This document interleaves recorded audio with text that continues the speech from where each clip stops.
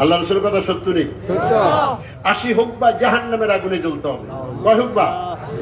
80 হুকবা। এক হুকবার পরিমাণ 2,88,00,000 বছর। দুনিয়ার বছর নয়, দুনিয়ার দিন নয়, আখিরাতের একদিনের সাথে দুনিয়ার 50,000 বছরের তুলনা দিয়েছেন মুহাম্মদুর রাসূলুল্লাহ সাল্লাল্লাহু আলাইহি ওয়াসাল্লাম। এখন নামাজ পড়ে যদি ছেড়ে দেন, কি সময় শেষ?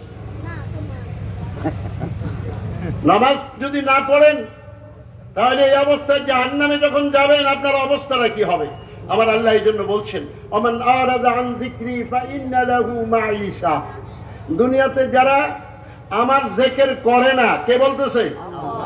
আমার নামাজ পড়ে না, আমাকে স্মরণ করে না, আমাকে আল্লাহ আল্লাহ বলে ডাক দেয় না, সকালেও ডাকে না, সন্ধ্যাও ডাকে না, শেষ রাত্রেও ডাকে না, নামাজও আদায় করে না, যারা আমার জিকির করে না আমি তাদের হায়াত কমাইয়া দিই। কথা বুঝেন না? যখন হায়াত কমে মরে যায়, মৃত্যুবরণ করে, যখন জানা যায় নেতারা কয় আমাদের এই ভাই অকাল মৃত্যু হয়ে গেছে।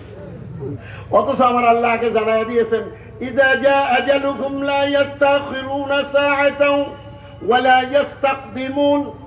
নির্ধারিত সময়ের এক কদম আগে হবে না, পিছে হবে না। তাহলে আল্লাহ যেটা নির্ধারণ করেছেন সেই সময় মারা গেলে এটা কি অকাল মৃত্যু হবে কিনা বলেন দেখি?